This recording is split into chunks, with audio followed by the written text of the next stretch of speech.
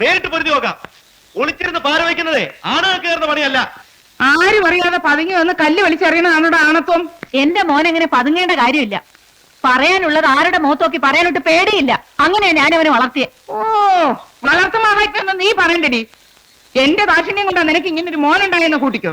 അയ്യ, ദാക്ഷണ്യം എന്നെ കൊണ്ടൊന്നും പറയിപ്പിക്കരുത്. പറയടി, എന്തിനാ വേണ്ടെന്ന് വെക്കണേ? അമ്മ ഉണ്ടായി. എന്താടാ നിന്റെ നാവിറങ്ങിപ്പോയോ? ഞാൻ മാറാരോഗ്യാണ് അല്ലടാ. ചോണയുള്ള ആമ്പിള്ളേരെ കണ്ടാ പെമ്പിള്ളേർക്ക് ഇഷ്ടം തോന്നും. അതിന് അസൂയപ്പെട്ടിട്ട് കാര്യമൊന്നുമില്ല. അസൂയപ്പെടാൻ നിന്റെ മോൻ ആരാടി? ദിവാൻ പേഷ്കാരോ? ചോര കൊടുത്ത് ബന്ധത്തെ പിടിക്കേണ്ട കാര്യമൊന്നും എന്റെ മോനില്ല. അവൻ ഇഷ്ടപ്പെട്ട പെണ്ണിന്റെ കഴുത്തെ താലി കെട്ടാനുള്ള അന്തസ്സും ആണത്തും അവനുണ്ട്. ആരാരുടെ കഴുത്തല്ലേ താലി കെട്ടുന്നത് നമുക്ക് കാണാം. ആ കാണാടി. ആ കാണാം. നീ വാടാ. നീ പോയി ചോറിനടാ. വിറപ്പിക്കാതെ പോടി.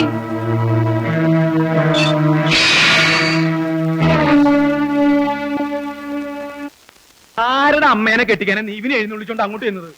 അമ്മയ്ക്ക് പ്രസവവേദന, മോൾക്ക് വീണവായന എന്ന് പറഞ്ഞ പോലെ ഇത്. ഇവിടെ ആര് വീണവായതെന്ന് അച്ഛൻ പറയുന്നേ? ഇവിടെ ആരും വീണ വായിച്ചില്ലടാ പൊട്ട. ഒരു ഉദാഹരണം പറഞ്ഞു എന്നുള്ള പോത്തെ ഇനി അതുമ പിടിച്ചു കയറിക്കോ. ഞങ്ങൾ അങ്ങോട്ട് ചെയ്തതാണ് കുഴപ്പം. ഞാൻ മാറാരോഗ്യം എന്ന് പറഞ്ഞതിന് യാതൊരു വിഷമമില്ല. നിനക്ക് മാത്രല്ല, നിനക്കും നിന്റെ തള്ളക്കും അവൾക്കും അവളുടെ മോനും ഒക്കത്തിന് മാറാരോഗ. വേറൊന്നല്ല, അസൂയ, കുശുമ്പ്, പൗശന്യം. ഇതൊന്നും മാറാതെ ഇവിടെ ഒരാളും രക്ഷപ്പെടുന്ന പ്രശ്നമില്ല. ഒരു പെണ്ണുള്ളതിനൊന്ന് ഇറക്കാൻ വേണ്ടി ബാക്കിയുള്ളവർ ഇവിടെ കിടന്ന് ചക്രശ്വാസം വലിക്കുക. അതിന്റെ ഇടയിലെ ദേ ചെറുക്കന്റെ ആൾക്കാർ വരുമ്പോ ഞാൻ പറയാൻ പോവാ, എന്റെ മോളുടെ കല്യാണം നടത്തണില്ലാന്ന്, എന്റെ കയ്യിൽ പൈസ ഇല്ലാന്ന്. എന്റെ കല്യാണക്കാരി ഒരു അച്ഛൻ മുടക്കൊന്നും പറയണ്ട. അത് കൊയ്ത്ത് കഴിഞ്ഞിട്ടായാലും മതി. അതെന്താ നീ പാടത്ത് 12 പോണ്ട? ഒന്ന് വിളിച്ചോട്ട് പോടിയവനെ. ഇതെന്തിനാ എന്റെ മേക്കിട്ട് കയറുന്നത്? അച്ഛനെ അമ്മയുടെ മേക്കിട്ട് കയറുന്നത്. എന്നാ ഞാൻ നിന്റെ മെക്കറ്റാണ് കയറണം. എന്റെ സ്വഭാവം എനിക്ക് എന്നെ പിടികിട്ടില്ല കേട്ടോ. മെന്റലായ വിളിക്ക്. നീ വിളിക്ക്. അതല്ല, നീ വിളിക്ക്. അതാ അതിന്റെ ഒരു ശരി. അതുകൊണ്ടല്ല, മറ്റേവന് മാറാരോഗമാണെന്ന് പറഞ്ഞതൊരു പ്രശ്നമാവൂ. ഇതേപോലെ എത്രയോ മാറാ രോഗങ്ങളുടെ കഥകൾ അവര് കേട്ട് കാണും. അതൊക്കെ അപ്പോഴേ അവര് മറന്നു കാണും. അമ്മ ചീന്ന് നീട്ടി വിളിക്ക്. അമ്മേ, ഇവിടെ നിന്നാണോ വിളിക്കേണ്ടത്? അകത്തോട്ടിതല്ലേ. നിന്നെ കോച്ച് ചെയ്ത് ഞാനൊരു വഴിയാവും.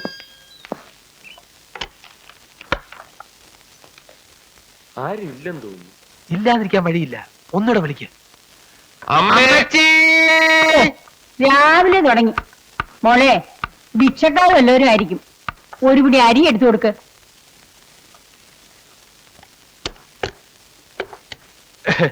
കുട്ടി ഇവന്റെ വിളി കേട്ടിട്ടാവും ധർമ്മക്കാരനെന്ന് തെറ്റിദ്ധരിച്ചതല്ലേ? അമ്മച്ചി ഇല്ലേ? എന്തിനാ? ഇനി വല്ല നുണയും പറഞ്ഞ് ധരിപ്പിക്കാനാണോ? സോറി, അന്ന് അപ്പ തോന്നിയ ദേഷ്യത്തിന്. എനിക്കത് തോന്നി. എങ്ങനെ? മുഖം കണ്ടാൽ അറിഞ്ഞൂടെ ആളൊരു സ്നേഹപ്പാരയാണെന്ന്? കയറിയിരിക്കൂ. സ്നേഹപ്പാര. നീ ഒരു തരം പുഴുങ്ങിയ ചിരിയിരിക്കരുത്. ഇതൊക്കെ ഒരു ഹ്യൂമർ സെൻസിൽ എടുക്കണ്ടേ? B A good boy. Come on come on come on. ഇരിക്കൂ ഇരിക്കൂ. ഞാൻ അറിയാം, ഒക്കെ രാധിക പറഞ്ഞു. അന്ന് ആസ്പത്രിയിലേക്ക് എടുത്തിട്ട് പോയപ്പോ എനിക്ക് ആരെയും തിരിച്ചറിയാൻ കഴിഞ്ഞില്ല കേട്ടോ. നന്ദിയുണ്ട്. ഓ, അതെന്റെ ഒരു കടമയായിട്ടേ ഞാൻ കരുതിയിട്ടുണ്ട്. എന്റെ ആസ്പത്രിയിൽ നിന്ന് പേര് വെട്ടിച്ച് ഇത്ര വേഗം പോരേണ്ടിയിരുന്നില്ല. എന്തിനാ വെറുതെ? തൊട്ടിലും കുടിച്ചതിനും ഒക്കെ അടയ്ക്കണ്ടേ ബില്ല്? സഹായിക്കുന്നവരെ എന്തിനാ ഏറെ ബുദ്ധിമുട്ടിക്കണേ? പിന്നെ എന്താ വന്നേ? ഒരു സഹായം ചോദിക്കാനാ. എന്താ? ഞങ്ങളുടെ വീട്ടുവിശേഷങ്ങളൊക്കെ ഏതാണ്ട് അറിയാമല്ലോ. എന്റെ പെങ്ങളുടെ വിവാഹമാ, അമ്മൂന്റെ. എന്റെ അമ്മ പ്രസവിച്ചതല്ലെങ്കിലും ഞാൻ അവളെ വേറെയായി കണ്ടിട്ടില്ല. അച്ഛൻ പണത്തിന് വല്ലാതെ ബുദ്ധിമുട്ടുക.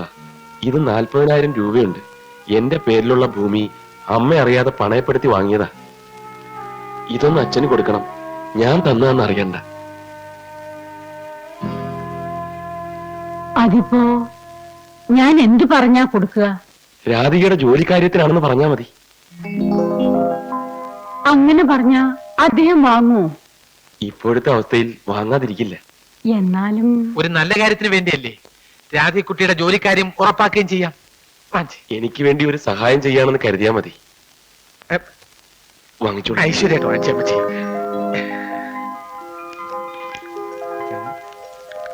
എന്താ ഇത്? മറ്റൊന്നും തോന്നരുത്. ഇന്നത്തെ കാലത്ത് ഒരു പെൺകുട്ടിയെ വിവാഹം കഴിച്ച് അയക്കാനുള്ള ബുദ്ധിമുട്ട് എന്താണെന്ന് എനിക്കറിയാം.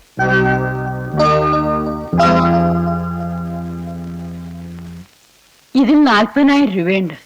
നിങ്ങൾക്ക് എന്താ പലിശയ്ക്ക് കൊടുക്കുന്ന ഏർപ്പാടുണ്ടോ? ഈശ്വര, അങ്ങനെയൊന്നുമില്ല. ഇത് മാഷക്ക് അവകാശപ്പെട്ട പണമാണെന്ന് കരുതിയാ മതി. നിങ്ങൾ എന്താ ഈ പറയണേ?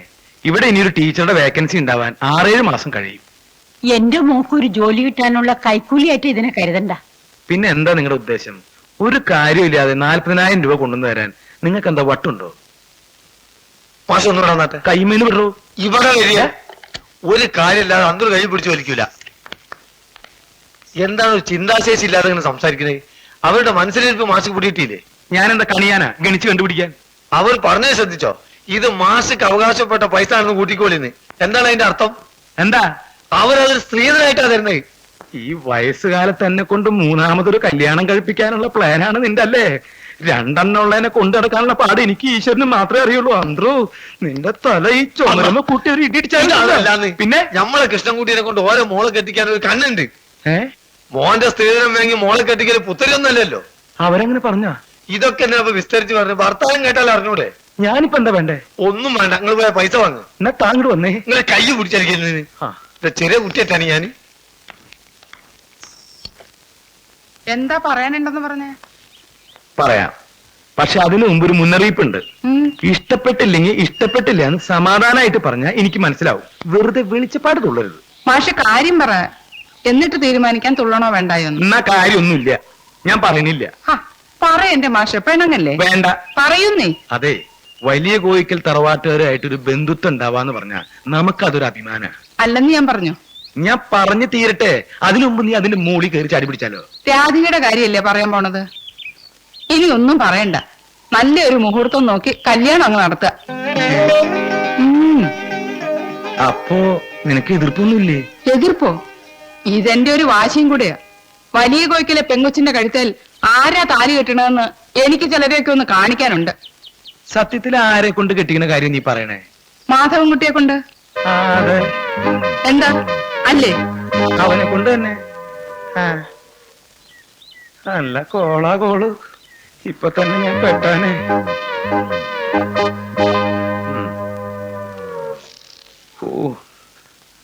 ദേ, ആ കിട്ടണംകുട്ടിയെ കൊണ്ട് എങ്ങനെ കല്യാണം കഴിപ്പിക്കാൻ പ്ലാൻ വല്ലതും ഉണ്ടെങ്കിലേ അതങ്ങ് മനസ്സിൽ വെച്ചാ മതി. അതെന്താ കുഞ്ഞുലക്ഷ്മി നീ പോര് പറയണേ? കൃഷ്ണൻകുട്ടി ആയാലും മാധവൻകുട്ടി ആയാലും എനിക്ക് കണക്കല്ലേ? എങ്കിലും എത്രയും വേഗം ഇതങ്ങ് നടത്തണം. അല്ല, അമ്മൂന്റെ കല്യാണം കഴിഞ്ഞിട്ട് പോരെ? രണ്ടും ഒരുമിച്ച് നടത്താൻ എനിക്ക് എതിർപ്പൊന്നുമില്ല. രണ്ടും കൂടെ ഒരുമിച്ച് നടത്താന്ന് പറഞ്ഞാൽ എന്താ കുഴപ്പം? അല്ല, ആ കുട്ടി സ്കൂളിൽ ജോയിൻ ചെയ്തിട്ട് പോരെ? മതി. അതിന് ഞാനൊരു വഴി പറയട്ടെ. ആ പിഷാരടി മാഷിന് റിട്ടയർഡ് ആവാൻ 6 മാസം കൊണ്ടല്ലേ ഉള്ളൂ. മാഷെ കൊണ്ട് ലീവ് എടുപ്പിക്കണം. 6 മാസത്തെ ശമ്പളം ഒന്നിച്ചങ്ങോട്ട് കൊടുക്കാന്ന് പറഞ്ഞാ പോരെ? അത് കൊള്ളാലോ. നീ ഞാൻ വിചാരിച്ചത് പോലെ അല്ല കേട്ടോ. മാഷ് എന്താ വിചാരിച്ചേ? ഒന്നുമില്ല. എന്നാലും ഒന്നുമില്ലെന്നേ. എന്നാ ഞാൻ പറയട്ടെ മാഷ് എന്താ വിചാരിച്ച? എനിക്കിത്തിരി ബുദ്ധി ഉണ്ടെന്ന്. എന്നാ ഇനി ഒരു സത്യം പറയട്ടെ. എനിക്ക് ബുദ്ധിയുള്ള കാര്യം എനിക്ക് മാത്രമേ അറിയാവൂ. അതങ്ങനെ കൊട്ടിക്കൊഴിച്ചോണ്ട് നടക്കുന്ന സ്വഭാവം ഒന്നും എനിക്കില്ലേ. എന്റെ ഈശ്വര. എന്താ മാഷേ? ഒന്നുമില്ല. ഈ മാഷയുടെ കാര്യം.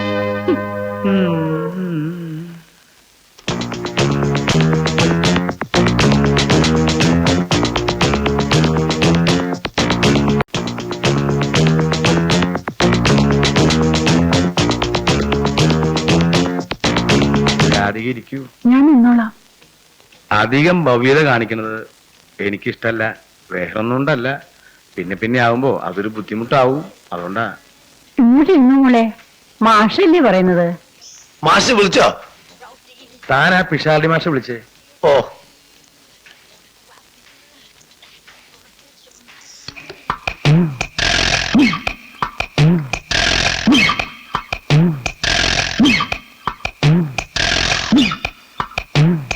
അല്ല, കാലത്ത് തന്നെ തുടങ്ങിയോ? എന്താ തനിക്ക് അടിക്കണോ? അല്ല, ഞമ്മക്ക് വേണ്ട, ഹറാമല്ലേ. അല്ലെ ഇപ്പൊ ഞമ്മളെ വകയിലും വരില്ല രൂപ ദശമൂലം. പിന്നെ ഞങ്ങളെ കുറുപ്പാശ് വിളിക്കുന്നുണ്ട്. എന്നെയോ? അതെ, മറ്റേ പാർട്ടി വന്നിട്ടുണ്ട്. ഏത് പാർട്ടി? നമ്മളെ വലിയ കോയിക്കലേന്ന്. ഓ, അത് ശരി. ഇതൊന്ന് അരച്ചു പോയിക്കൂടാന്ന് പോകുമ്പോ മൂപ്പര വിചാരം ദശമൂലാരിഷ്ടത്തിന് ആർക്കും അറിയില്ല. എന്താ പാവം.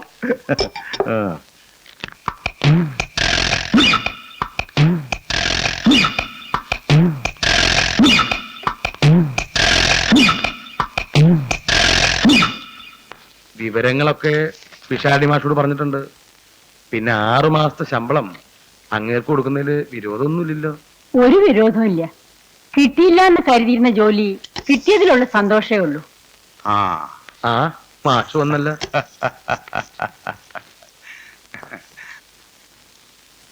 ഇരുന്നോളൂ ഇരുന്നോളൂന്നേ. മാഷി ഇരുന്നുള്ളൂ. വിനയം, അച്ചടക്കം, അധ്യാപക ജീവിതത്തിൽ ഇത് രണ്ടും വളരെ പ്രധാനമാണ്. അത് രണ്ടും കുട്ടിക്ക് കുട്ടിയുടെ പേരെന്താ? രാധിക. ആ, രാധയ്ക്കുണ്ട്. അത് ഉണ്ടാവാതെ വയ്യല്ലോ. വലിയ കോയിക്കല്ലേ സുധാകരവർമ്മയുടെ മകളല്ലേ? വിവരങ്ങളൊക്കെ ഞാൻ പറഞ്ഞതാ മാഷേ. മാഷിന്റെ സന്മനസ്സിന് നന്ദി ഒന്നും പറയണ്ട. സന്മനസ്സുകൊണ്ടല്ല ഞാൻ ഇതിന് സമ്മതിച്ചത്, വൈയായിക കൊണ്ടാ. ഇപ്പോഴത്തെ കുട്ടികളോട് മല്ലടിക്കാനുള്ള ആരോഗ്യം എനിക്കില്ല. സത്യം പറഞ്ഞ മടുത്തു എന്ന് തന്നെ പറയാം. ഈ ജീവിതത്തിലാണെങ്കില് അപ്പോഴേ തന്റെ പഴംപുരാണം കേൾക്കാനല്ല ഞാൻ വിളിപ്പിച്ചത്. നേരിട്ട് കണ്ട് കാര്യങ്ങൾ തീരുമാനിച്ച എനിക്കൊരു മനസമാധാനം ഉണ്ടാവില്ലോ എന്ന് വിചാരിച്ചിട്ടാ. മാഷ് പറഞ്ഞോട്ടെ, അനുഭവമുള്ളവരുടെ ഉപദേശമാകുമ്പോ. ഇങ്ങേരി തുടങ്ങിയാ പിന്നെ ഇപ്പോഴൊന്നൊരു ഫുൾ സ്റ്റോപ്പ് ഉണ്ടാവില്ല. ഞങ്ങള് തമ്മിൽ കൂടിയാൽ ഇങ്ങനെ തന്നെയാ. ആ എന്നാ കേട്ടോ, ഞാൻ കാരണം തനിക്ക് ഒരു സമാധാനക്കുറവും വേണ്ട. സകല ഡിമാൻഡുകളും ഞാനിതാ ഇപ്പൊ തന്നെ അംഗീകരിച്ചിരിക്കുന്നു. പോലെ മതി.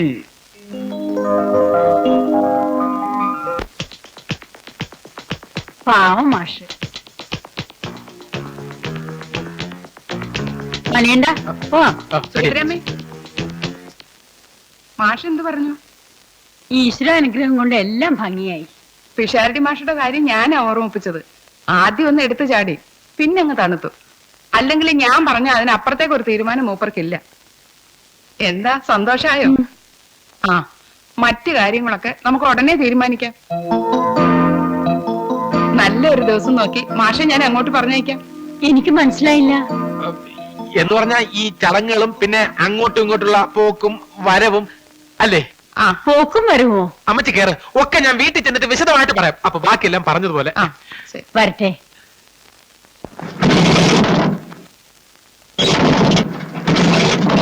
വരട്ടെ. ഓ, പോയിട്ട് വരും.